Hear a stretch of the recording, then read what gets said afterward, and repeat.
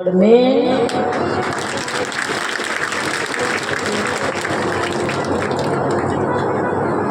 कहा जाता है 30 साल के हो गए और दाम अगर नहीं कमाया, 30 साल के हो गए और दाम नहीं कमाया तो जो पालन पोषण करके बड़ा जो करने वाला पिता है वो पिता नाराज हो जाता है। राजी है, क्योंकि बेटे से आस रहती है, बाप को भी आस रहती है और बाप की कमाई नहीं चलेगा, ज्यादा नहीं चले। पर विचार कर लो, 30 साल के हो गए और पैसा नहीं कमाया, नाम नहीं कमाया तो जन्म देने वाला पिता नाराज हो जाता है। और 60 साल के हुए और नाम नहीं कमाया तो ये अपना परम पिता है, ये नाराज हो जाता है। इसलिए लेना चाहिए 30 साल तक तो कमाओ, खूब कमाओ। 30 से 60 के बीच तक, ये जरूरी नहीं है, 30 से 60 के बीच का भी समय। और अगर नहीं यकीन हो 60 के बाद में, पहली बात तो यह है हमारे हिसाब से तो कमर की पूजा फूटनी फेंकी देनी पड़ेगी।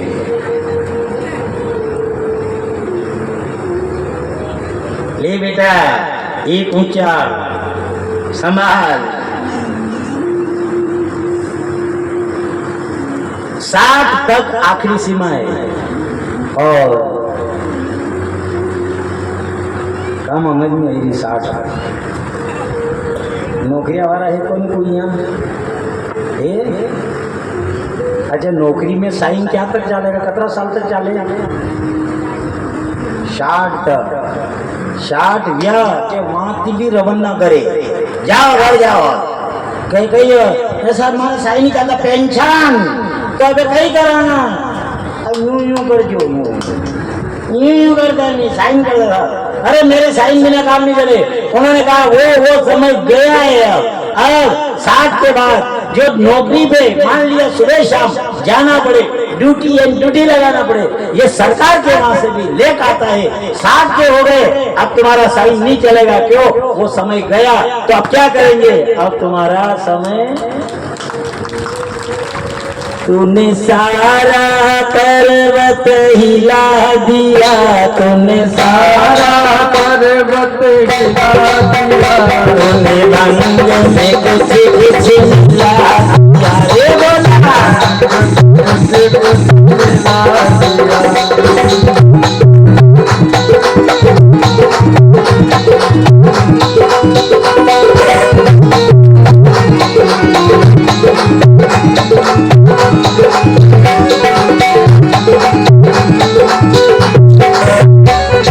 सारा पर्वत हिला दिया रे, सारा पर्वत हिला दिया, तुमने कुछ मिला दिया रे बोला, तुमने कुछ मिला दिया।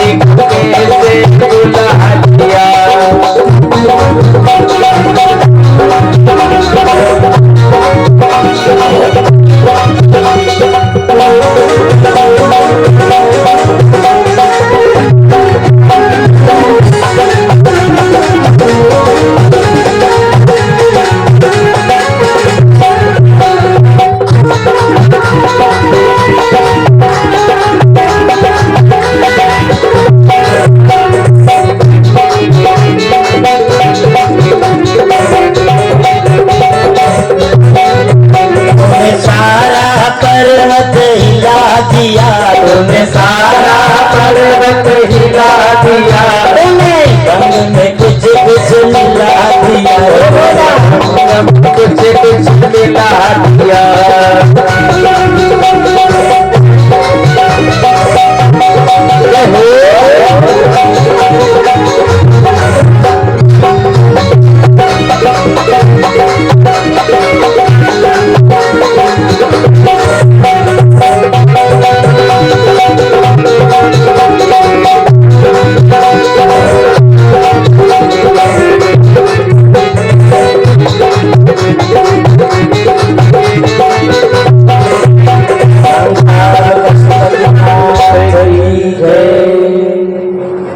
तूने सारा पर्वत हिला दिया रे, बंग में कुछ कुछ मिला दिया।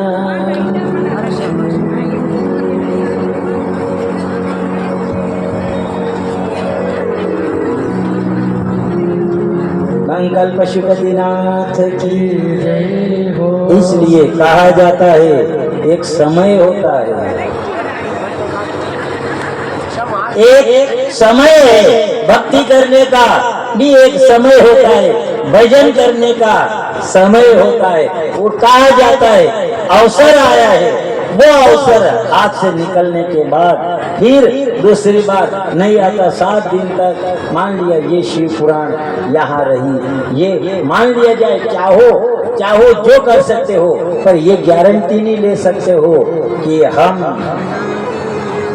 यहीं इसी स्थान पर एक आसन लगा करके शिव पुराण सुन सके। क्योंकि कथा सुनोगे, कथा असर बताएगी।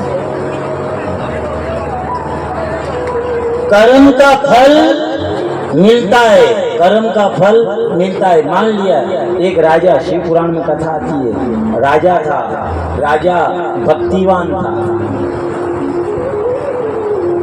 राजा भक्तिवान था। उस राजा के घर बेटे का जन्म हुआ। बेटा जब बड़ा हुआ, बेटे का ब्याह हो गया, दुल्हन घर में आ गई। पर जब उस दुल्हन ने देखा चारों ओर, तो क्षत्रिय का घर था। और कहा जाता है कि ब्राह्मण के घर शास्त्र मिलेंगे, शास्त्र नजर आएंगे, और क्षत्रिय के घर शास्त्र। ये सब नियम है, बात सही है। ब्राह्मण का कर्म है कि ब्राह्मण अगर युद्ध करे तो युद्ध कैसे किया जाता है? शास्त्र से करता है, शास्त्र के अनुसार। और क्षत्रिय अगर युद्ध करेगा, क्षत्रिय के हाथ में शस्त्र। इसलिए कहा जाता है ब्राह्मण अगर हैं तो चाहे बलि आए या नहीं आए, लेकिन ब्राह्मण होता है। अगले जन्म का कर्म तो था नहीं। एक जन्म गलत कर्म करोगे तो ठीक है, नरक भोगोगे, ये तो है। लेकिन अगले जन्म के कार्य से ब्राह्मण बने, ये अगला पुण्य था, इसलिए अगला था। इस जन्म में ब्राह्मण बने। उस दिन कहा था कोई के साहब कोई के कोई ये ले रे आइया ने बेनिया वागा मनुष्य जन्म मलियो ने मलियो अबे नहीं मिलेगा। कौन के नहीं मिलेगा? कौन थे कि क्षत्रिय ये मनुष्य जन्म नहीं मिलेगा? अरे कर्म अगर अच्छे है तो मनुष्य जन्म में है, और फिर मनुष्य जन्म में आएगी। ये जरूरी थोड़ी, कोई ये थोड़ी है क्या गारंटी है कि यहाँ मनुष्य जन्म मिल गया दूसरी बार नहीं आएंगे। दूसरी बार गई कर्म ही ऐसा है कि दूसरी बार कौन देगा? दूसरा की तैयारी पहला ही मालूम पड़ जाए। मान लिया डॉक्टर साहब ने देख लिया और कल नहीं देंगे, दूसरा भी तो बात की बात है। डॉक्टर साहब ने अब मैंने शिव पुराण में हाथ दन दिया तो ये आड़ा तिलक काढ़वा लगा। अब ये ऐसे आड़ा तिलक काढ़ी ने घरे जा तो नाना की मम्मी के ये बेटा कहीं या तो बोला पंडारी आई याद बात कहेगा नहीं कि और कहीं के ये नहीं था। अच्छा एक बात और है, मान लिया जाए, बुरा मत मानना, देखो शब्द सुनाई में गलत लगता है पर फिर भी मान लिया जाए ऊंची समाज के हैं, चाहे हम हमारे ऊपर ले लो, हम ब्राह्मण हैं और आपके घर अगर चोरी करेंगे और चोरी करके निकलेंगे तो आप ये कहोगे बाबूजी जी रहे, ये बात कहोगा कहीं कहोगा छोड़ दो। एक विचार करो, अब मान लिया जाए ने भली घरा में काले टावल में घटाना भी ऐसी लगा तो मैं खेड़ा में ही नहीं गया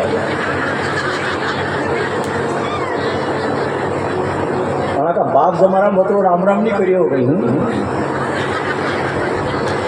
याद बात है कि गलत है, पर एक ध्यान रखना, कोई कैसा नरक और स्वर्ग, अरे नरक स्वर्ग क्या नरक और क्या स्वर्ग की बात करते हो, सभी यहीं से साक्षी लगती है, सील यहीं से लगती है। आधार कार्ड यहाँ पालिया मारू को बनियो तो दिल्ली में रास्ता मिलेगा, पालिया मारू में नहीं मिले, नहीं अगर बनियो तो दिल्ली में कोई नहीं पूछेगा क्या कहती। बंबई चले जाओ, कहाँ चले जाओ, आधार कार्ड होना चाहिए। ये क्या है, कोई के स्वर्ग में जाएगा, नरक में जाएगा। अच्छा रील अभी भी मान लिया जाए, असो तो इनको सब राजी गया होगा, गठाना लगा हुआ पे कहीं ने तो यूं क्यों कहीं हमारी भी बाप रे बाप 1000 रफल की कहीं दी थी।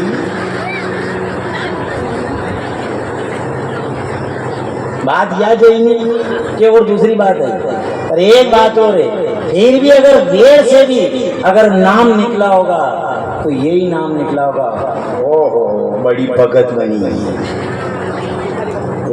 देखा, ये किधर सोल्टी बनी बड़ी या चोर बनी है, ये क्या है, मान लिया जाए अगर देर से भी नाम निकला कि भगत बन गई तो विचार करना अगले जन्म की तैयारी।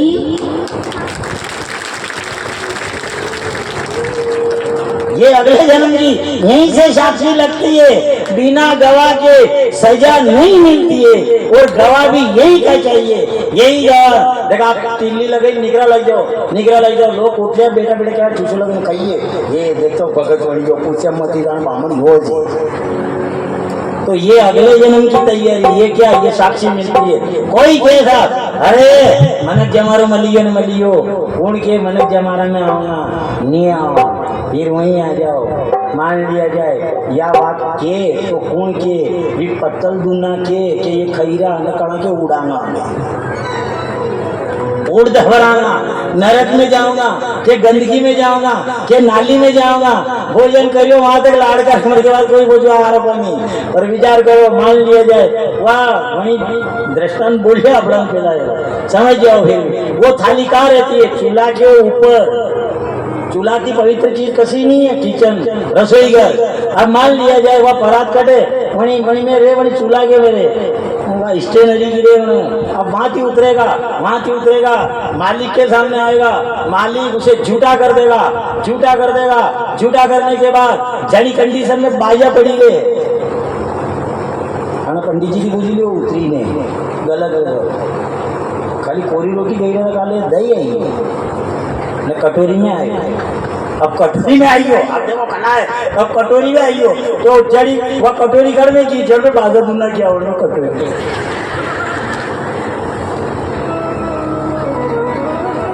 जनी कुंडा में बाजा दुना वर में कटोरी तो लेवा वाला उतरो कलाकार है, बाजा दुना ना किया न कटोरी में ऊपर वह निगाह में रहनी चाहिए मालिक की, वो निगाह में रहनी चाहिए मालिक के। विचार कर लो, नर्क जैसी जिंदगी तो वहीं मिल गई, पर बाजा तो की खाड़ा में न कटोरी माजी ने उदी क्या निकली वो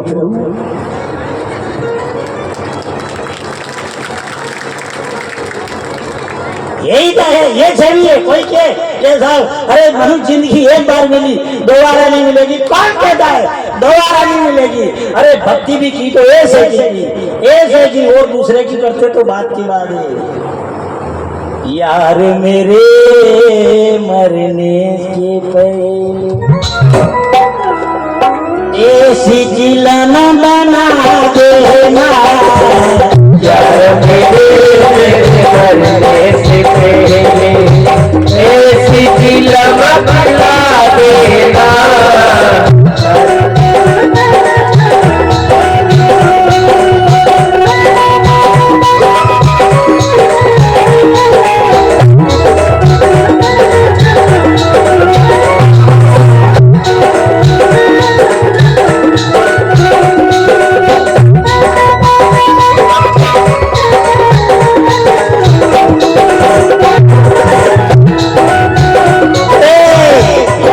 सीधा स्वर्ग में जाओ, सीता स्वर्ग में जाओ। ये साधन लगवा देना।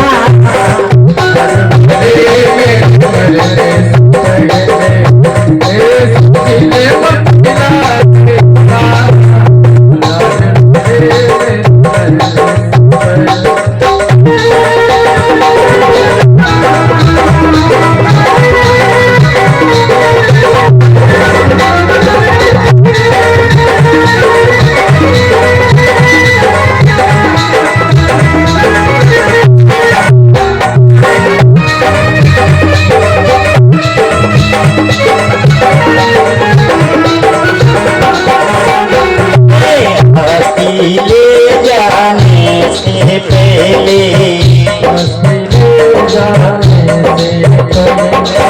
देना याद अवसर देना,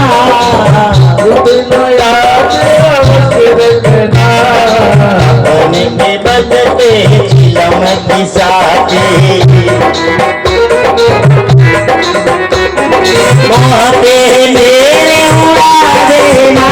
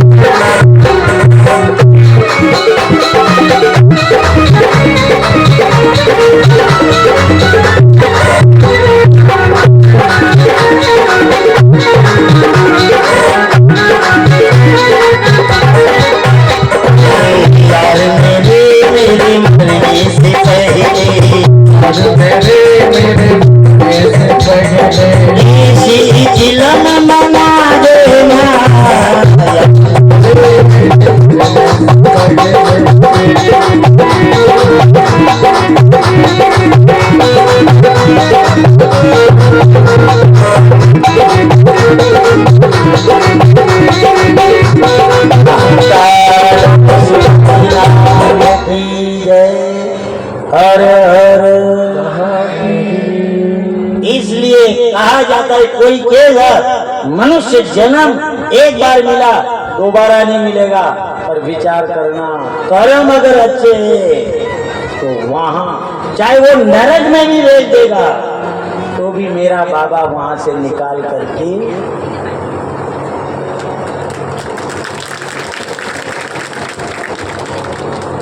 विचार कर लो साहब, घर से निकाल करके यहाँ तक ले आया।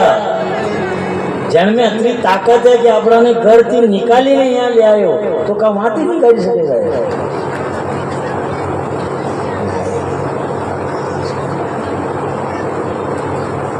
कर्म इधर जब राजा के घर बेटा हुआ, बेटे का ब्याह हुआ और जब दुल्हन आई, दुल्हन ने जब देखा तो तलवार टंगी हुई थी दीवार के ऊपर। जहां पलंग पड़ा पलंग के पास ही इधर उस दुल्हन की नजर पड़ी। जैसे उस दुल्हन ने उस तलवार को हाथ लगाया, उसको उतारना चाहा, इतनी देर में तो वो तलवार निकली और निकल करके उसका पति सोया हुआ था, उसके पति के गर्दन पर पड़ी। पति की गर्दन कटकर पति मर गया। दुल्हन व्याकुल हो गई, अब क्या करूं, क्या जवाब दूंगी। सवेरा हुआ, ससुरा जी कहेंगे बेटे को क्यों मारा, क्या जवाब दूंगी। वो दुल्हन रात में उस बेटे को, उस अपने पति को घसीटती हुई जहां तुलसी थी वहां तुलसी के वहां सुला करके चुपचाप आकर सो गई। सवेरे उस गांव के जो पंडित जी थे पूजा करने के लिए जाते, वो रोज उस राजा के वहाँ तुलसी लेने के लिए आते। अब जैसे ही वह तुलसी लेने के लिए आए, वो बहू जोर जोर से रोने लगी, इन महाराज ने मेरे पति को मार डाला, इन महाराज ने मेरे पति को मार डाला। अब सबूत तो कुछ थे नहीं, राजा के दूत आ पहुंचे और उसको बंदी बना लिया ब्राह्मण को। राजा के पास ले जाकर खड़ा किया। राजा से सब ने कहा, किसने मारा बेटे को? ही ब्राह्मण ने मारा। गवाह देने वाले ने गवाह दे दिया कि इस पंडित ने राजा के बेटे को मार डाला। अब राजा जानता था कि ये ब्राह्मण ऐसा नहीं कर सकता, ये ब्राह्मण चाहे जो हो, लेकिन ये ब्राह्मण ऐसा नहीं है कि मेरे बेटे का ये वध करे, मुझे ऐसा नहीं लगता। पर क्या करे, सब गवाह उसके खिलाफ थे। राजा ने सजा दी, कहा जिस हाथ से इस ब्राह्मण ने मेरे बेटे का गला काटा, मेरी आज्ञा है वो इस ब्राह्मण का हाथ काट डाला। ब्राह्मण का हाथ काट दिया। ब्राह्मण वहां से इलाहाबाद गया। वहां जाकर के कोई संत महात्मा बैठे हुए थे, जानने वाले थे, त्रिकालदर्शी थे। उन्होंने कहा, उस ब्राह्मण ने कहा, मैंने ऐसी क्या गलती करी जो ये मेरा हाथ कटा है? मेरा हाथ अगर कटा, मैंने क्या गलती करी? क्यों बेटा, मैंने राजा का नुकसान नहीं किया, राजा के बेटे का वध नहीं किया, और मेरा हाथ कटा, क्या कारण था इसका? उन महात्मा ने कहा, इसका उत्तर मैं नहीं जानता हूँ, पर अभिमुक्त नगरी है काशी, वहाँ मेरे गुरु रहते, आप उनके पास जाइए, वो बताइए। ब्राह्मण जी का बालक जैसे ही गया, इधर गया तो उस आवाज लगाई, महात्मा है। इतनी देर में तो उनकी पत्नी खौं खौं करती हुई दौड़ी बाहर। कौन आया? महात्मा आया। गया होगा, भाड़ में गया होगा, वो भाड़ में गया, तू भी भाड़ में जा। और गाली पर गाली देने लगी। वो वहां से हाथ तो कटा हुआ था ब्राह्मण का, बाहर भागा वहां से। देखा कि कहाँ आ गए यार, क्या कहाँ फंस गए यार। पत्नी ऐसी ने कहा कि महात्मा जाने कहीं जानता होगा यार, रोज तो खौं खौं करेगा। वहां से बाहर आकर बैठ गया। इधर उसने पूछा, कहाँ गया होगा? वही बाढ़ में जाए, तू ही बाढ़ में जा, तेरे गुरु बाढ़ में गए। ऐसे पत्नी की वाणी को सुना तो वो ब्राह्मण बाहर आकर के बैठ गया। थोड़ी देर हुई, महात्मा जी आए। वो ब्राह्मण जो था चरण में गिर गया, और महात्मा जी के चरण में गिर करके आंख में आंसू आ गए उसके। महात्मा जी ने कहा, बेटे आओ आओ, पधारो। कहाँ से आए? मैं वहां से आया हूँ, इलाहाबाद गया, वहाँ मेरा प्रश्न था, लेकिन वहाँ उत्तर नहीं मिला। उन्होंने कहा अभिमुक्त नगरी काशी है और मेरे गुरु वहाँ रहते, तुम वहाँ जाओ, इसलिए मैं आपके पास में आया हूँ। पर बाबूजी पहला यह बताओ, मारी तो हेज है तो, पर थाने कई कर्म करियो जो अशी माते से री मरी वजह तो जोड़ती गाना की हालत खराब है। सभी ऐसी को नहीं दुपट्टा नाकवा वाली, आदि ने तो कहीं क्या नाकी मेली करा में। मान लिया जाए, अगर पहली बात तो ये देखो, शास्त्र में लिखा है, शास्त्र में ये लिखा है कि अगर ज्यादा खौं खौं करवा लग जाए तो बाणी निकल जाओ, कांगड़ा में तेल कूड़ी नहीं। और एक बात आपकी एक बात की ओर ध्यान ज्यादा रखनी, एक तो कहती ऊपर की ठामड़ा पड़वा लग गया तो घर में मत रुक जो, लड़ाई तैयार है। या तो ठामड़ा पड़वा लग गया तो जट भागवा की कोशिश करजो ने, एक कदी मनवारा करवा लग गया तो भी ना भाई कोशिश करजो। कहा के चंदन की जाए मारा होकर नहीं जाए, एक रोटी मारा की तो हम लोग रोटी खाया।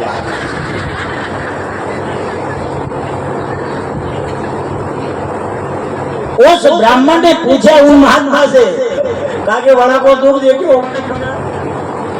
एक कटियो तो कटियो बोली, दुई कटी जाए कई बात नहीं, अभी डॉक्टर जाए पास गया, डॉक्टर से ही दुखी है। तो कहा कि एक मरीज गयो डॉक्टर पे, वन के जाइए वन कम ऊंचे, कम नजर आया। अब समस्या आए कि बन के यह तकलीफ है मैं वो क्यों मैंने क्योंकि यार भी डॉक्टर साहब बढ़िया जाना है डॉक्टर साहब आ गया तो बना डॉक्टर साहब के सिस्टम में क्या बना कि एक का दो नहीं आ गया अब वो गया आता वो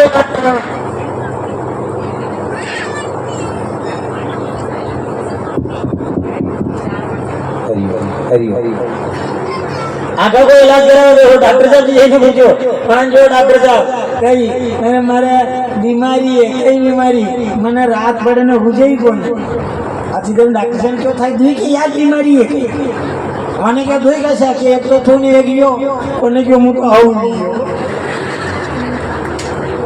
बोला आऊ खाई है घर आयो इलाज करायो बोले क्यों कोने और कटे मारा जो इंजेक्शन लगी लगाई देनी तो मन तो काम मुझे पर बना के दो उगे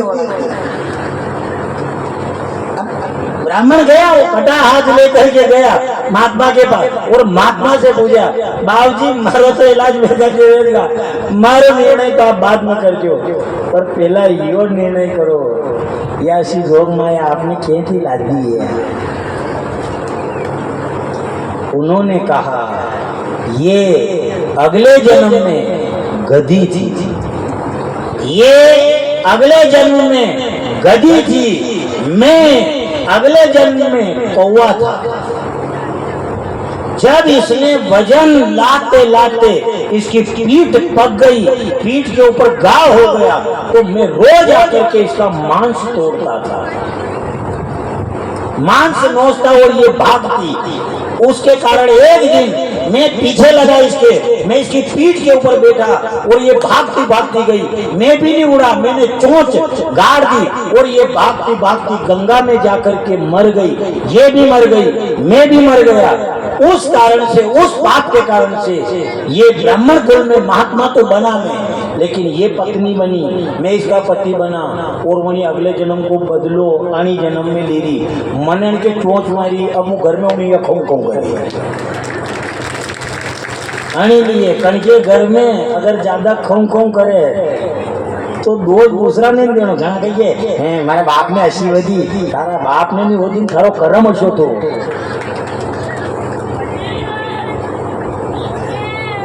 जब इस प्रकार से उन्होंने कहा तभी उन महात्मा ने कहा महात्मा की वाणी को सुना तो उस ब्राह्मण ने कहा ये बताओ आप मैंने ऐसा कौन सा पाप किया जिसके कारण मेरा यहाँ से ये हाथ कटा आज मान लीजिए अपन यहाँ बैठे यहाँ आकर के कथा सुन रहे हैं ये कथा सुन रहे हैं तो ये मामूली चीज नहीं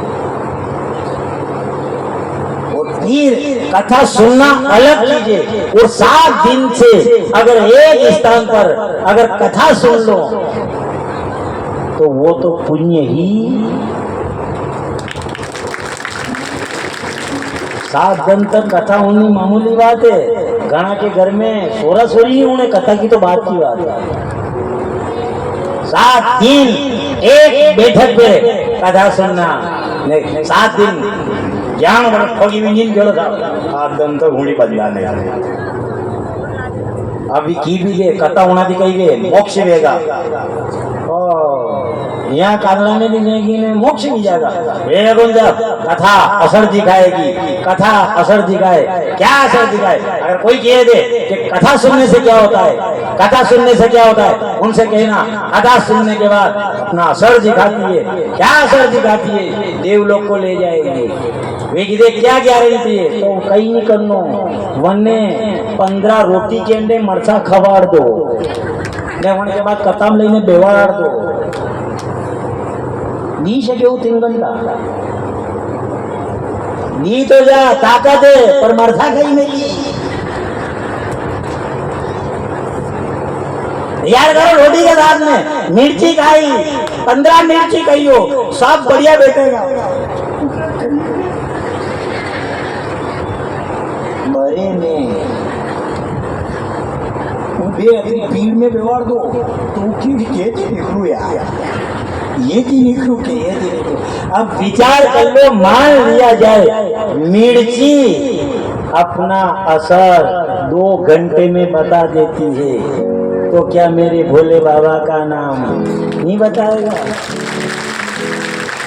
तेरी जटा बड़ी प्यारी ओ भोला भंडारी, तेरी जटा है बड़ी प्यारी ओ भोले भंडारी, तेरी जटा बड़ी प्यारी ओ भोले भंडारी, तेरी जटा है बड़ी प्यारी ओ भोले भंडारी।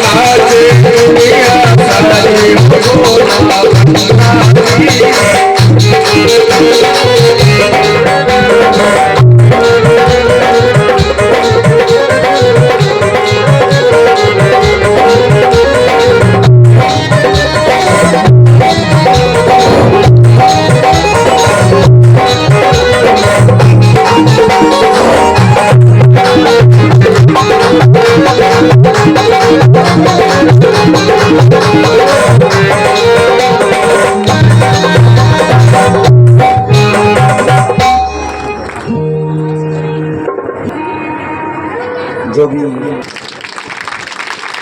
और कला भी ऐसी दी है भगवान ने इनके। मान लिया भजन माँ का न भोजन नाम। अब आप कीधो भोजन में आनंद आयो, भजन में आनंद आयो, ये अगर नहीं जिमाड़े तो यहाँ आनंद आवाड़े ही नहीं। समझे सीखे तेरी जटाओ प्यारी ओ भोला, हर हर कमजोर है तो नाराज हो गए आप सभी। हर हर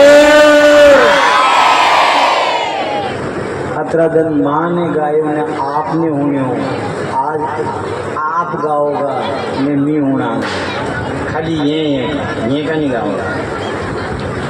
तेरी जटा बड़ी प्यारी ओ भोला भंडारी,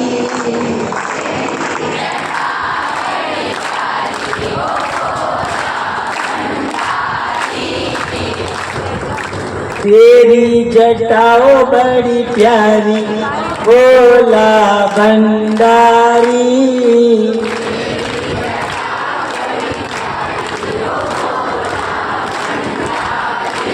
से आदि की टकड़ी है, अम्बल की है।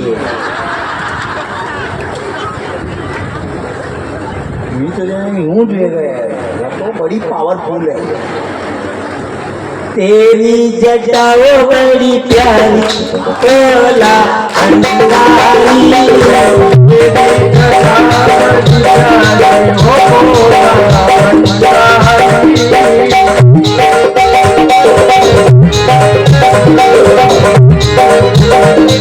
तेरे बगल में गवरा सोवे, बगल में गवरा सोवे, तेरी बगल में गवरा सोवे, तेरे बगल में गवरा सोवे,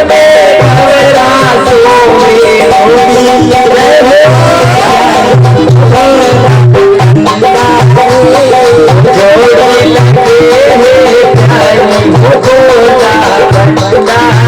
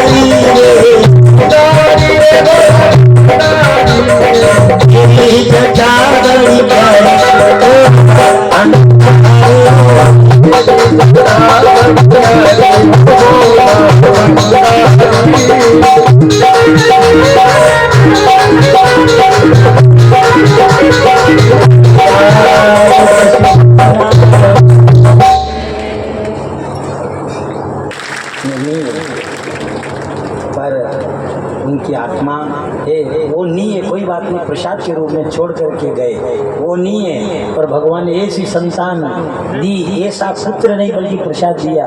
आज हमारे बीच में वो पधारे हैं नंदलाल जी।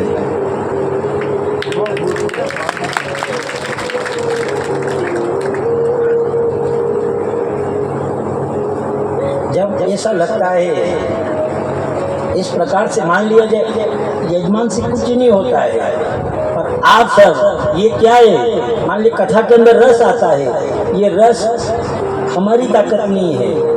7 दिन तक अपन रहे, 7 दिन अपन को कुछ मालूम ही नहीं पड़ा कि ये 7 दिन कैसे निकले। और मैं सच्ची बात कहता हूँ, ये मान लिया जाए बड़ाई क्या करना है, पर आपका प्रेम इतना मिला है, हमको इतना प्रेम मिला है। मुझे तो ऐसा लगता है शिव पुराण की कथा क्या कहे, शिव पुराण की कथा के जो यजमान थे वो शिव पार्वती को तो हमने नहीं देखा, पर आप पालिया मारू के जो भक्त हैं, आपको देख करके हमें ऐसा लग रहा है कि साक्षात नीलकंठ महादेव अंदर मंदिर के अंदर से निकल करके बाहर आ गए।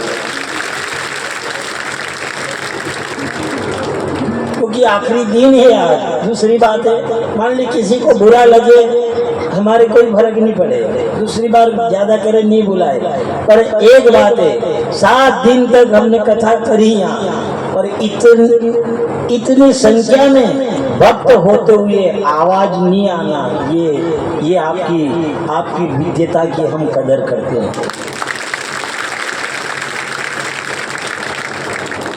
साहब इतने में क्या सुने, न किसको सुना है, पर नहीं, जब चुप हो जाए हम तो ऐसा लगता है कि पांडाल के अंदर कोई नहीं। मान लिया, इसलिए कहते हैं कि भोलेनाथ और पार्वती को तो नहीं देखा, पर ये आपके अंदर जो विराजमान, जब हम दृष्टि डालते हैं तो ये विराट रूप मेरे बाबा भोला और माँ जगदम्बा गोरा का ही स्वरूप है। बोले महाकाल पशुपतिनाथ की जय, हर हर। इधर जब उस ब्राह्मण का हाथ कटा, वो ब्राह्मण महात्मा के पास में गया और महात्मा से जाकर उसने बात कही, क्या कारण है, ठीक है आपने तो ऐसा कर्म किया है, आपने ये कर्म किया, इसके लिए आपको ये सजा मिलेगी, आपकी पत्नी आपको खाऊं खाऊं करती है, पर आप ये बताइए मैंने क्या कर्म किया जिसके कारण मेरा ये हाथ कटा। उन महात्मा ने कहा, तुमने कर्म, तुम पहले भी महात्मा थे, ब्राह्मण थे, तुमने सत्य व्रत का धारण किया, सत्य व्रत में जिंदगी में कभी झूठ नहीं बोले। पर कहा जाता है कुछ समय ऐसा है कि मान लिया अपन ने प्रण किया है कि झूठ नहीं बोलूंगा, पर अपने एक झूठ से अगर किसी के प्राण बच रहे हैं तो वहां झूठ, वो झूठ नहीं कहलाता। उन्होंने कहा तुमने कर्म किया है, अरे तुम सत्य व्रत तुमने धारण किया, सत्यता को धारण किया, पर एक दिन क्या हुआ, एक कसाई जब गाय को मारने के लिए जा रहा था, उसके हाथ में से निकल करके वो गौ माता भागी, तुम्हारे कुटिया के आगे होकर के निकली। अब जैसे ही वो आगे निकली, इधर आगे गाय भाग गई, वो पीछे से कसाई आया। कसाई ने कहा, क्या तुमने गाय को जाते हुए देखा? तुमने इशारा किया, वो गाय। जो कसाई था वो कसाई तो राजा का बेटा बना, वो गाय थी उसकी बहू बनी। अगले जन्म में उस कसाई ने गाय को काटा था, इसलिए वो कसाई जो था, वो कसाई जो था राजा का बेटा बना, वो गाय जो थी वो राजा की बहू बनी, उस बेटे की पत्नी। और जैसे उस कसाई ने गाय को काटा था, भूल से तलवार निकली और वो बदला न चाहते हुए भी जन्म में उसने। इधर तुम कहते हो मैंने कर्म, तुमने जो हाथ का इशारा करके गाय को दिखाया था, जिस हाथ को तुमने गाय को दिखाया था, वही तुम्हारा हाथ यहाँ से। इसलिए कहा जाता है चाहे राम से मत डरो, कृष्ण से मत डरो, भोले बाबा से मत डरो, किसी से मत डरो, पर अपने कर्म से डरो, क्योंकि कर्म अपन करेंगे, कर्म अपन करेंगे, फल वो देने वाला है। कथा सुनिए, वैकुंठ में जाओगे। कथा अगर सुनिए चिंता मत करना, चाहे लोग कीदे भले कहीं भी कीदे, लोग कीदे यो कथा यो नरक में जाएगा, यो दुख देखेगा, कीड़ा पड़ेगा, वो रोज क्या वारो वर्णन दिमाग खराब ली जा के कहियो 11 पहियो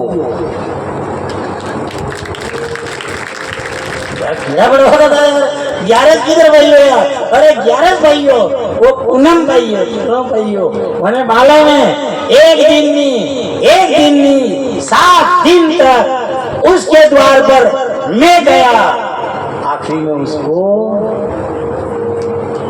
और जब वो आता है वो आगे उनकी बात ही चल रही है, ये आत्मा है, ये आत्मा हो राजी आवे ठीक है, जेठ जी आवे ठीक है, देवर आवे ठीक है, पर जल्दी ये हाथ आठ बारी आई जा तो पछे वो बेटी की अबकी बार थी आ जा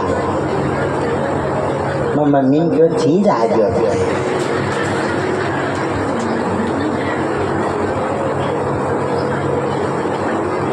मैं सही बात की है ऐसा जनरल कंवर साहब सजा वन के बाद तो पूछो को नहीं, पूछो मती भाई वह लाड़ी जो वने क्यों कि थी आजो ने भी आई तो वो वनी बाण में थी निकल का बेटी वने फूट दे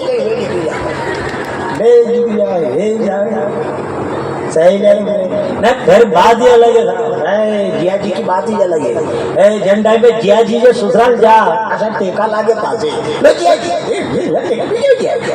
टीवी चलाओ जिया जी का के टीवी चलाओ जिया जी, अरे जिया जी पूछो मती बड़ा मठट में रहे ये समय ये यहाँ आते अपन, ये क्या है, ये जिया जी का समय है, ये कोई मनोरंजन की कथा मत समझना कि कोई मनोरंजन की कथा है, नहीं ये सार वहीं जाएगा। जावेन जिया जी जिया जी पहली बार ससुराल में जाएगा, पलंग ढारेगा, बिछाएगा, गोदड़ा को टेबल लगाएगा, एलसीडी चलाओ उन्हें अति देर में तो यार बड़ी दूध की गिरा चाय पियो जिया जी, दूध लाओ दूध जिया जी दूध लावेगा, वहाँ के बाद में थोड़ी काजू लावेगा, बादाम लावेगा, ने दाका लावेगा, वही परात में एक खागा जिया भली घरे मल्लो मती बड़ी जिया जी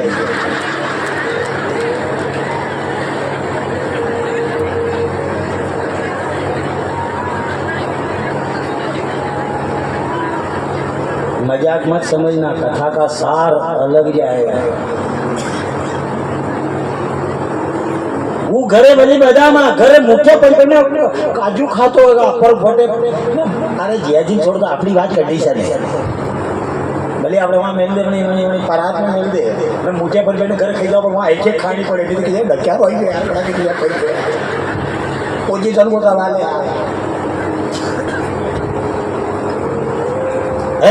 तुझे वजह वहाँ से चाय लाएगा जिया जी क्या चाय नहीं पीऊंगा बाफले लाऊं लड्डू लाऊं साहब ये मनवार करेगा, हारा जी अलग मनवार करेगा, हारी जी अलग मनवार करेगा, वो जिया जी काफी नहीं खाई जाएगा के बाद आधो लड्डू हाउ जी मिल जाएगा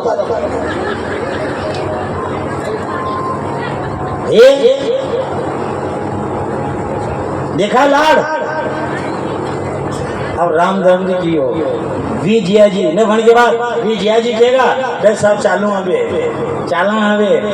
आती देर लगे जिया जी क्या जाइएगा 500 रुपये की ड्रेस अलग ऊपर नारियल ने वही नारियल के ने वही ड्रेस के बीच में 500 रुपया ने कंकु लावेगा ने वही के बाद तल्लक काटेगा ने वो ड्रेस ने 500 रुपया ने सब जिया जी के हाथ में।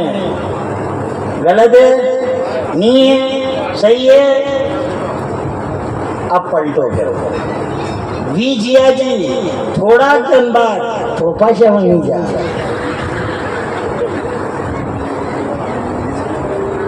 वहाँ के बाद मांडा में था तो वहाँ पोपैसा ने ये मत जान जो वंदोरी में लीधा वहाँ ने मिलेगा मनी रसोई वाला के मेरे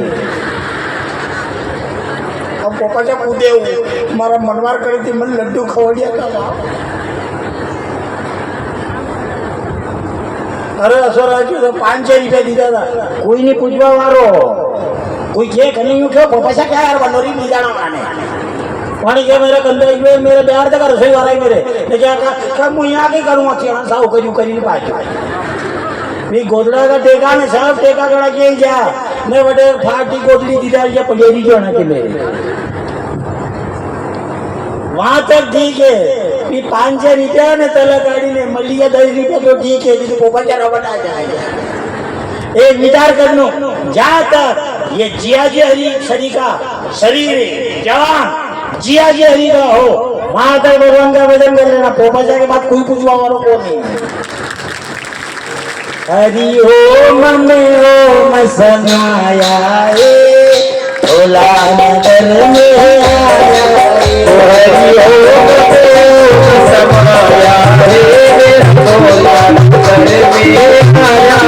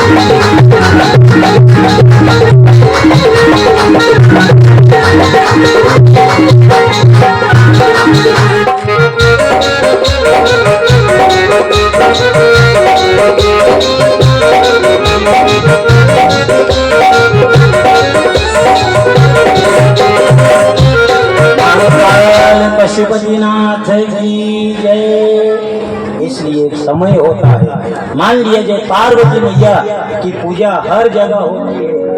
क्यों होती है? क्योंकि पार्वती मैया ने सदैव भोलेनाथ की आज्ञा का पालन किया है। एक दिन लक्ष्मी मैया, क्योंकि जितनी ताकत पतिव्रता की माँ जगदम्बा पार्वती मैया में थी उतनी लक्ष्मी और सरस्वती में नहीं थी।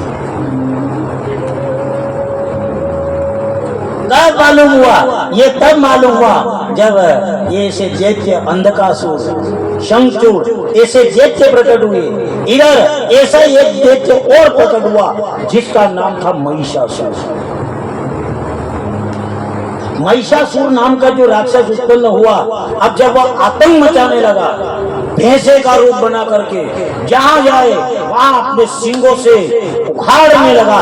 देवता भाग गए सभी। उन्होंने कहा कहां जाए? तभी किसी ने कहा माँ लक्ष्मी के पास जाओ, माँ लक्ष्मी उसका सहार करेगी। पर विष्णु भगवान ने कहा नहीं, उसका तेज समाप्त हो गया। और तेज कब समाप्त हुआ? एक दिन जब माँ लक्ष्मी तैयार हो रही थी, तैयार होकर के जब भोलेनाथ विष्णु भगवान के सामने आई और लक्ष्मी ने कहा विष्णु भगवान से मैं कैसी लग रही हूँ? विष्णु भगवान ने हंसी करी, हंसने लगे। और जैसे ही हंसे उसी समय माँ लक्ष्मी मैया को क्रोध आया और कहा मुझे देख करके तुम घोड़े के समान हंसे हो, जाओ तुम्हारा एक अवतार घोड़े का। और वो अवतार हुआ है गिरी अवतार की भागवत में कथा है। जब महिषासुर का वध करना ऐसा समय आया, पर लक्ष्मी पीछे चली गई, वो तेज लक्ष्मी के अंदर नहीं, तो फिर वो ब्रह्मा ने सरस्वती वध कर देगी। उन्होंने कहा सरस्वती के अंदर भी वो ताकत नहीं है। क्यों? एक दिन क्या हुआ, जब ब्रह्मा जी यज्ञ कर रहे थे, अब जब यज्ञ कर रहे थे उस समय सरस्वती माता तैयार होने के लिए गई, यज्ञ का मुहूर्त निकल रहा था, इधर यज्ञ का मुहूर्त निकल रहा, ब्राह्मणों ने विचार किया यज्ञ का समय निकला तो हम पातक के हकदार होंगे, समय पर अगर यजमान नहीं आए तो पाप ब्राह्मण को लगता है। और उन ब्राह्मणों ने जल्दबाजी करी, ब्रह्मा जी अंदर गए, आवाज लगाई, चलो चलो। उन्होंने कहा अभी तैयार हो रही हूँ, चलो तैयार हो रही हूँ। इधर ब्रह्मा जी, उन्होंने कहा कहाँ है, तैयार हो रही हो, वो तैयार होने में लगी। इधर माँ गाय से उन ब्राह्मणों ने प्रार्थना करी और गाय के मुंह से वेदों की माता गायत्री को प्रकट करके ब्रह्मा जी को बिठाकर गठबंधन करके ब्राह्मणों ने यज्ञ शुरू कर दिया। तभी माँ सरस्वती आई, आंखें लाल हो गई और कहा जाओ मैं तुम्हें श्राप देती हूँ, केवल यज्ञ के अलावा और कहीं तुम्हारा स्थान, तुम्हारा मंदिर नहीं होगा। उन्होंने कहा इसलिए वो भी नहीं मार सकते, महिषासुर उससे भी नहीं मरे, तो फिर कौन माने? पार्वती मारे। तो वर्णन जो कि पार्वती मारे, किस तरह मारे? री लागनी चाहिए, री लागे तो ये नहीं मारे।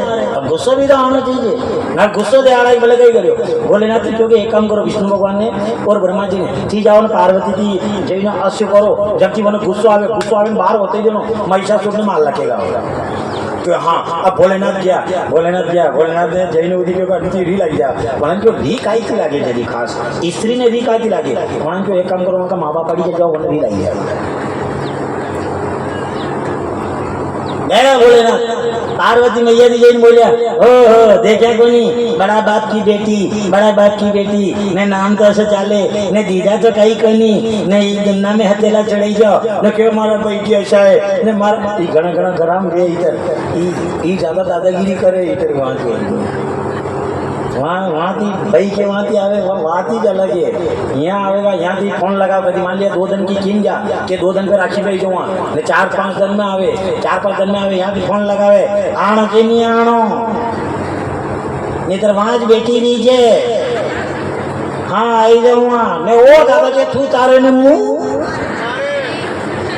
बात। अब 5-7 दिन से आई हुई है, नेताजी भीड़ लग गई है, कदी आवे आपकी आवाज घर में नहीं बर्बाद ने कहीं नहीं बर्बाद ठेलो ली में नेताजी तो यूं रिया ने क्या ठेल मेरी के चली गया।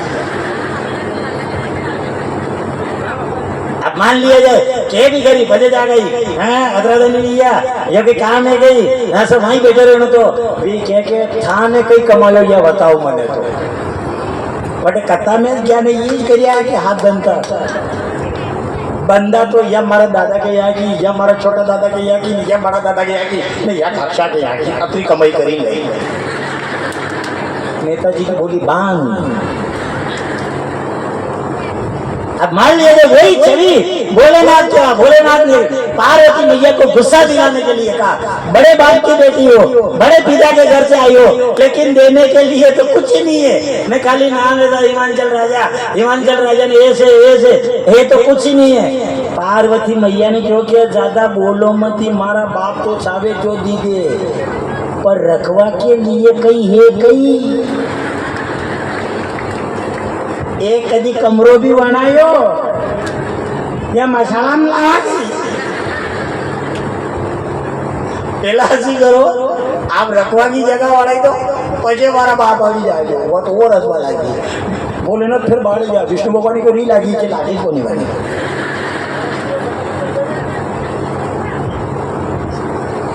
इतनी देर में तो गर्जना करता हुआ भयंकर महिषासुर आया और जो देवता जो थे इधर, जैसे भोलेनाथ और पार्वती में ये बातें कर रही है, देखा उन्होंने कहा अरे इस ओगड़ के साथ में क्या कर रही है, या जंगल में क्या कर रही है, रानी बना करके रखूंगा।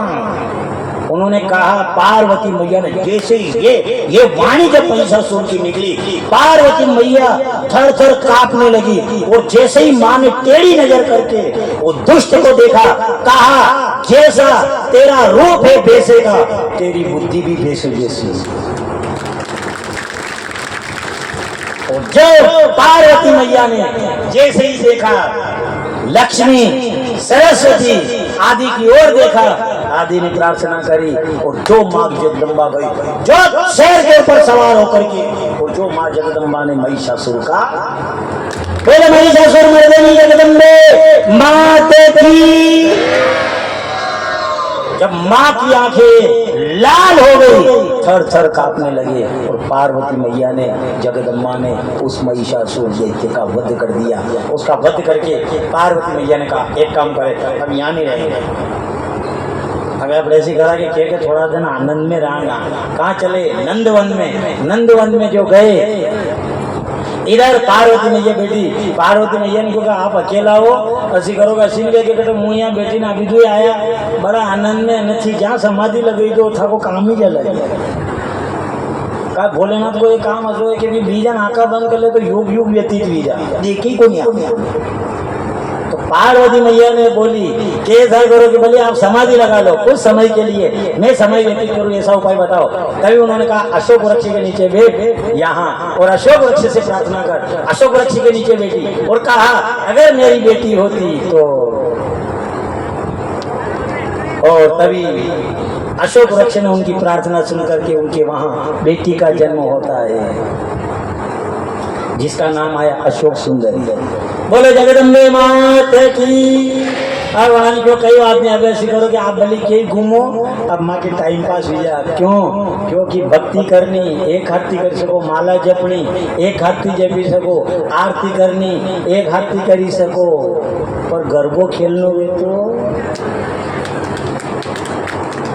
धीमा बजाओ भोलानाथ डमरू, धीमा बजाओ, धीमा बजाओ भोलानाथ डमरू, धीमा बजाओ, धीमा बजाओ भोलानाथ डमरू, धीमा बजाओ, धीमा बजाओ भोलानाथ डमरू, धीमा बजाओ।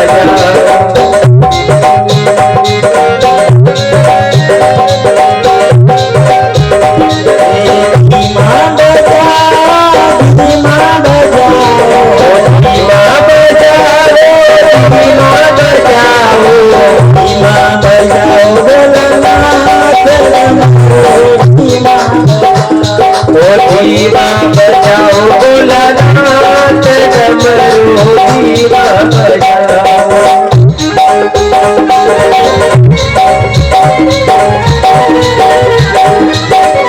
डमरू की धुन सुन राम जी आए, डमरू की धुन सुन राम जी आए, राम जी आए संग सीता मैया लाए, राम जी आए संग सीता मैया लाए।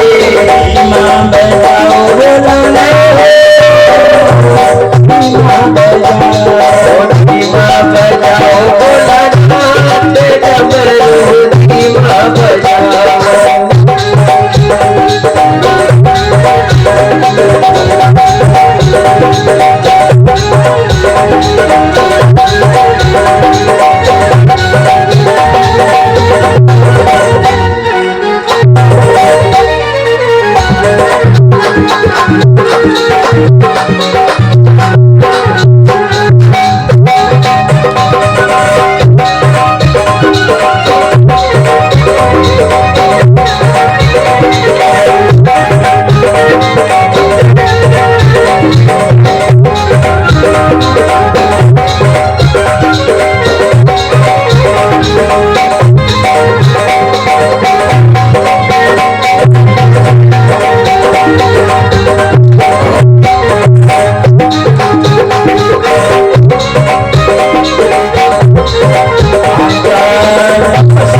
नाथ की जय। और अपन कहते हैं कि ये रास की जो कथा ये गरबी ये कहाँ से निकली। ये पार्वती मैया और उनकी बेटी अशोक सुंदरी दोनों ने मिलकर के जो रास खेला था वहाँ से ये डांडिया नृत्य निकला। बोले महाकाल पशुपतिनाथ की। एक दिन भगवान भोलेनाथ 5 स्त्रियों के साथ में जब गंगा मैया के अंदर क्रीड़ा कर रहे थे तभी माँ जगदम्बा पार्वती मैया की नजर पड़ी। पार्वती मैया ने कहा ये गंगा के वहाँ क्यों जाते। उन्होंने गणपति से कहा, गणपति ने आकर के कहा 5 स्त्रियों के साथ में क्रीड़ा करते। जब पार्वती मैया श्राप देने लगी तभी भोलेनाथ ने कहा श्राप मत देना, वो 5 स्त्रियां और कोई नहीं है, वो 5 स्त्रियां मेरी बेटी है। एक जया, विशेरा, सांबरीबारी, चौतली और देव, ये 5 कन्याएं जब हम ये नंदक वन में आए और यह नंदक वन से मगन होकर के जब मैं गंगा के अंदर स्नान करने के लिए गया और मेरे पसीने से 5 बूंदे जब गंगा के अंदर गिरी, ये गंगा के अंदर गिरने से मेरी 5 बेटियां हो गई। इधर बाणासुर की कथा आती है। जब बाणासुर को क्रोध हो गया था, 1000 भुजा दी, उन्होंने 1000 भुजा उसकी काटी। इधर बाणासुर की कथा के बाद में एक दिन अंजना माता अपने पिता गौतम बाबा से कहने लगी मेरे संतान नहीं है। उन्होंने कहा भगवान भोलेनाथ की भक्ति करो। भगवान भोलेनाथ से एक नहीं बल्कि तुम्हारे 6 पुत्र होंगे। तभी 6 पुत्र हुए, हनुमान, गतिमान, केतुमान, मतिमान, रतिमान, वृत्तिमान। ये 6 भाई अंजना माता के साक्षात शिव के अवतार हुए। इधर ब्रह्मा जी कहते हैं अब ये छोटी सी कथा और है जो 12 ज्योतिर्लिंग की। ये कथा 10 मिनट बाद कहेंगे। इससे पहले देखो 12 ज्योतिर्लिंग की कथा कहता हूँ। सोमनाथ चंद्रमा नाम के चंद्रमा जो थे, चंद्रमा को दक्ष ने अपनी 27 कन्या का विवाह चंद्रमा के साथ किया, लेकिन चंद्रमा का जो प्रेम था वो प्रेम रोहिणी के ऊपर था। ज्यादा प्रेम वो रोहिणी से करते थे। उन 26 बहनों ने जाकर पिता से कहा कि देखो हमारा विवाह तो आपने किया पर सबसे ज्यादा प्रेम है वो रोहिणी के ऊपर है। तभी ये उन बेटियों की वाणी को सुनकर उन्होंने श्राप दिया कि उसकी कला क्षीण हो जाएगी। ये जब उनके ससुरा जी लगते थे, उनका श्राप, दक्ष का श्राप सुना, तभी वो नारद जी के पास में गए। नारद जी ने कहा मुझे अहंकार हो गया था और भूल तो मुझसे भी हुई थी, पर मैंने चंद्रभागा नदी के वहां जाकर भोलेनाथ का ध्यान किया, मैं उस दुख से छूट गया, आप भी छूटोगे। तभी सागर किनारे जाकर के और चंद्रमा ने जाकर के भगवान भोलेनाथ का ध्यान किया, तभी वो उस दुख से छूटे। तभी से वहां उन्होंने स्थापना करी ज्योतिर्लिंग की। चंद्रमा ने जो स्थापना करी उस कारण उसका नाम सोमनाथ हुआ। बोलो सोमनाथ भगवान की।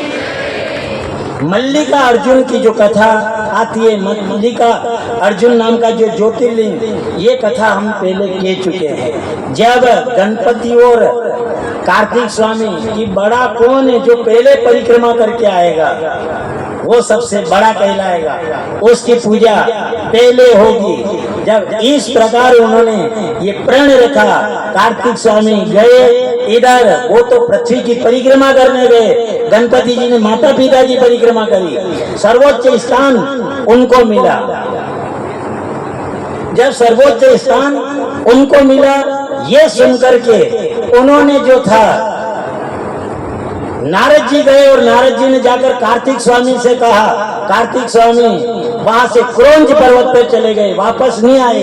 एक दिन भगवान भोलेनाथ और माँ जगदम्बा पार्वती मैया लेने के लिए गए उनको दोनों, लेकिन मना कर दिया, मैं नहीं आऊंगा, मैं तो नहीं आऊंगा, और अगर आप प्रसन्न हो तो आप यहाँ रहना।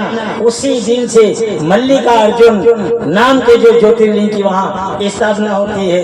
बोले महाकाल पशुपतिनाथ की।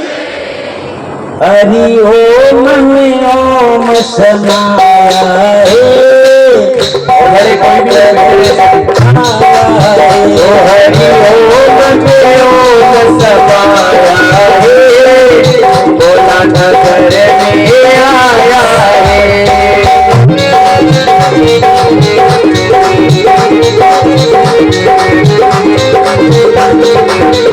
हरि ओम में ओम समाया है, भोला नगर में आया है।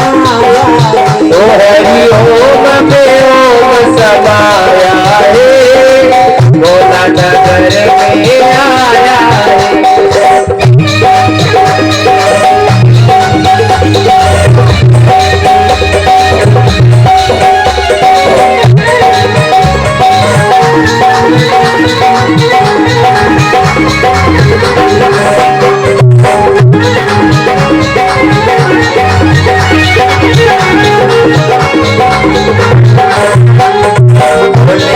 शीश पे गंगा विराजे, शीश पे गंगा विराजे, भोले के शीश पे गंगा विराजे।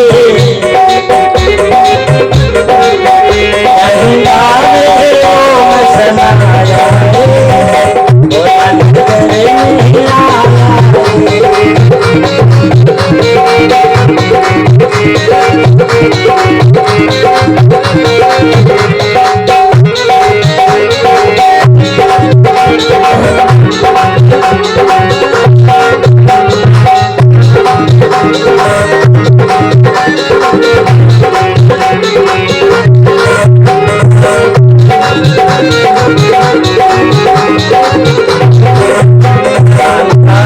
पशुपतिनाथ की जय।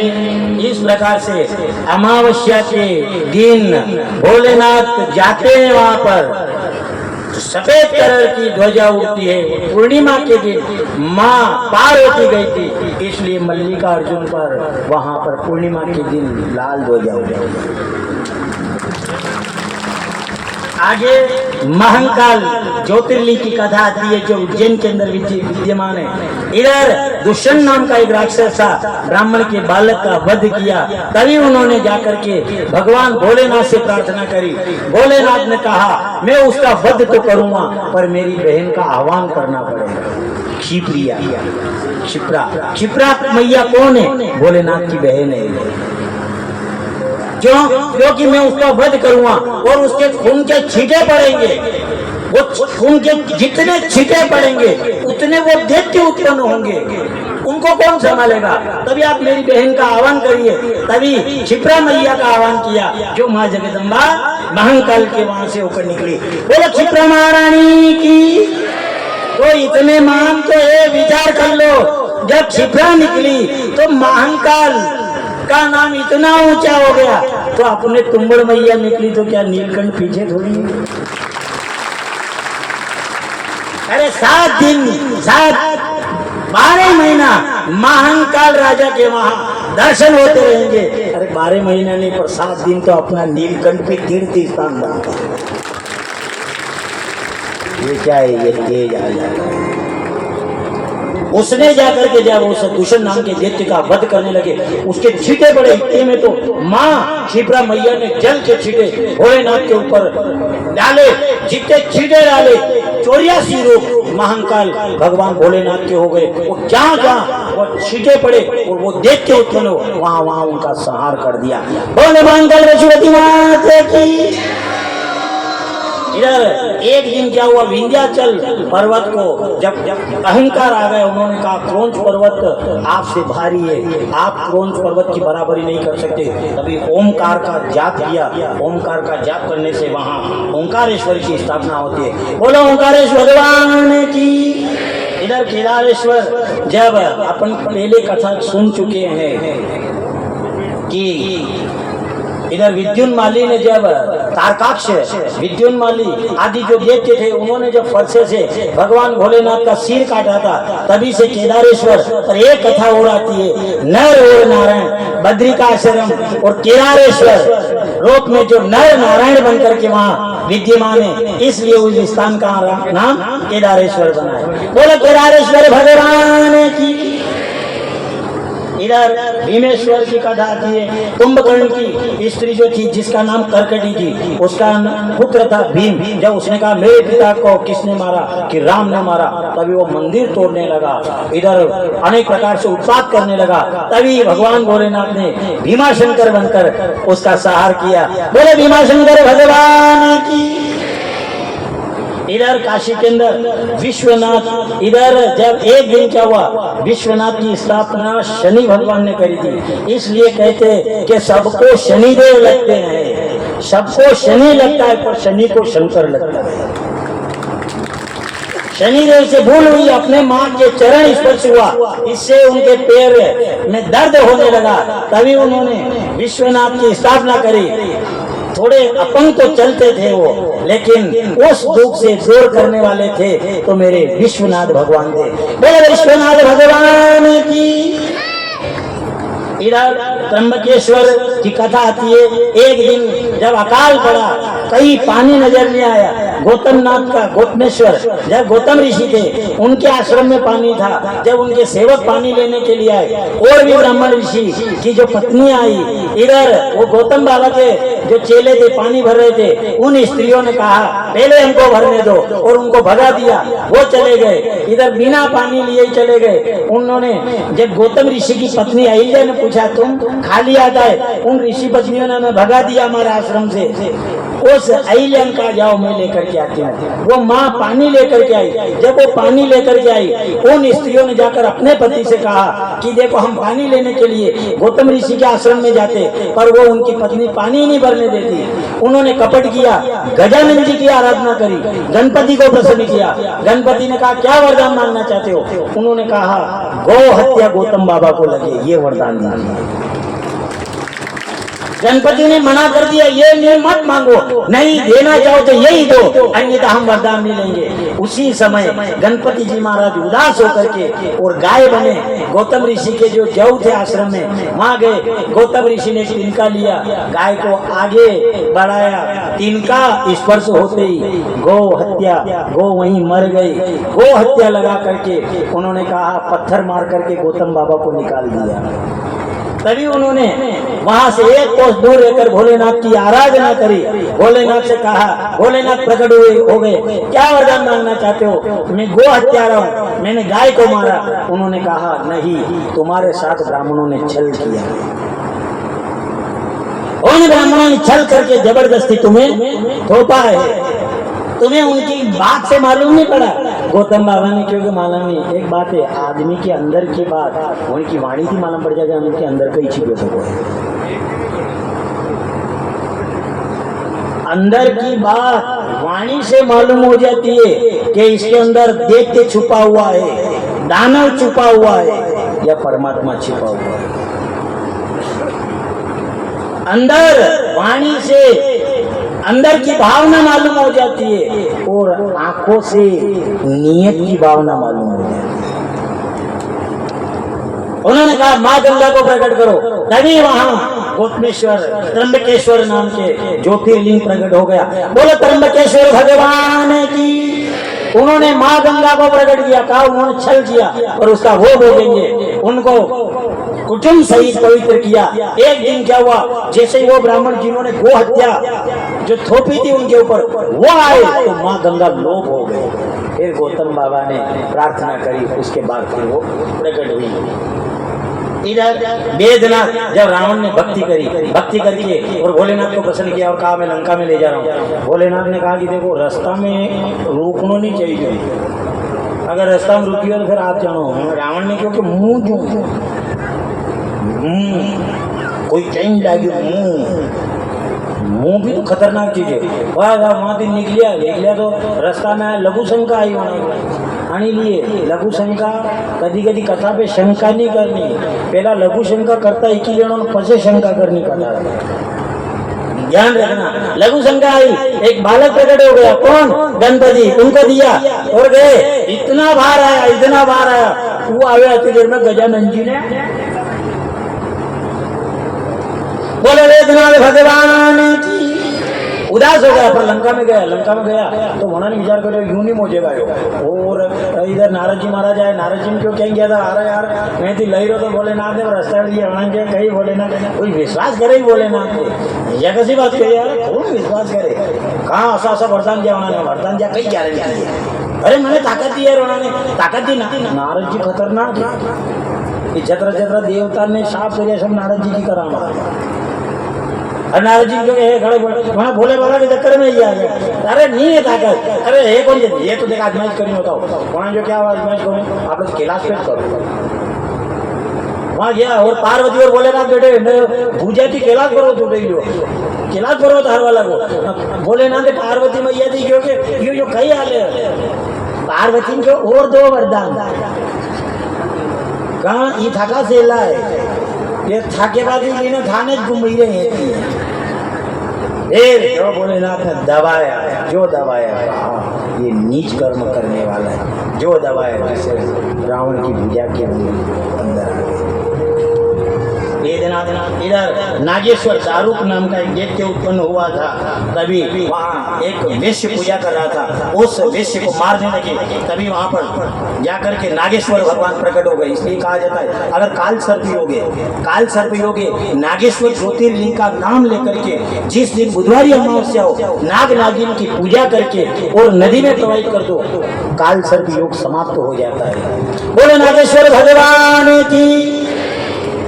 इधर राम रावण जब युद्ध हो रहा था, रावण से युद्ध करने से पहले भगवान राम ने क्योंकि इधर रामेश्वर की स्थापना करी, क्यों करी, इसलिए कि आप प्रसन्न होना, क्यों आपके भक्त का मैं वध करने के लिए जा रहा हूँ। तभी सागर के किनारे रामेश्वर स्थापना होती है। बोले रामेश्वर भगवान की। इधर दुष्मेष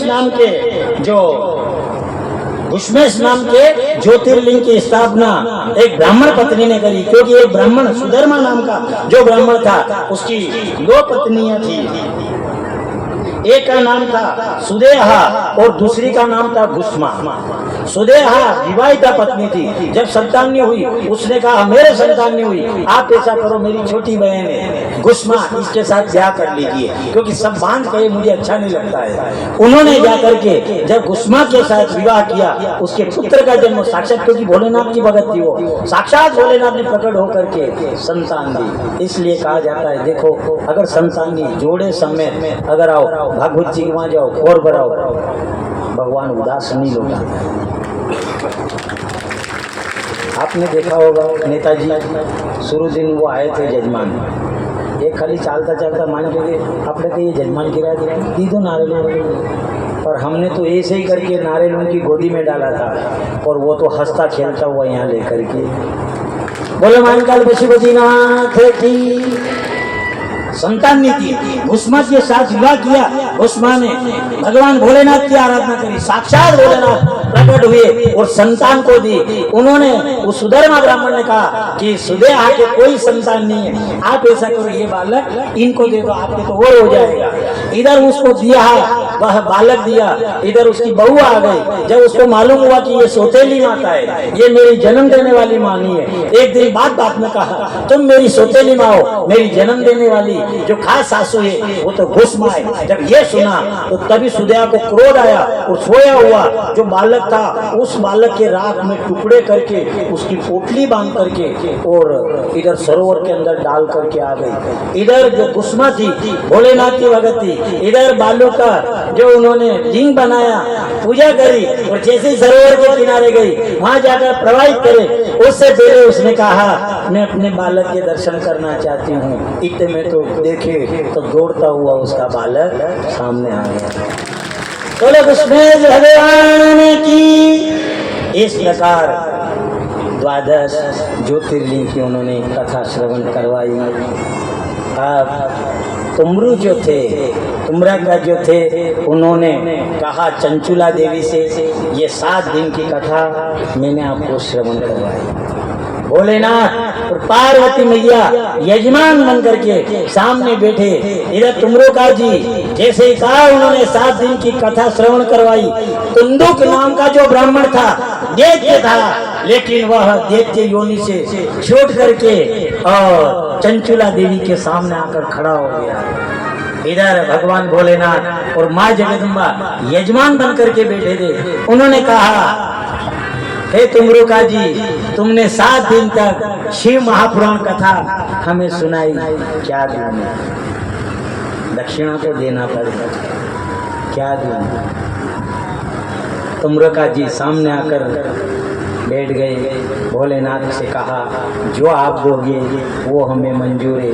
तभी भोलेनाथ ने जो अपने गले में रुद्राक्ष की माला थी, वो रुद्राक्ष की माला तो तुमरुका के गले में डाल दी। उन्होंने कहा, ये मैं तुम्हें अर्पण करता हूँ। और एक जटा के अंदर से जो बिलपत्र निकाला और वो बिलपत्र ला करके शिव महापुराण पर उन्होंने देखो। उन्होंने कहा, मैं क्या दे सकता हूँ, पर ये मैं तुम्हें दक्षिणा के तौर पर देता हूँ। इसलिए आज अभी हमारे जो समिति वाले हैं ये नाम उच्चारण करेंगे स्वागत के लिए। उसके बाद में यहाँ से जो आपको रुद्राक्ष दिए जाएंगे, इन रुद्राक्ष को ना तो पूजा स्थान पे रखना। तुमरुका जी को उन्होंने दक्षिणा के रूप में गले में रुद्राक्ष की माला डाली और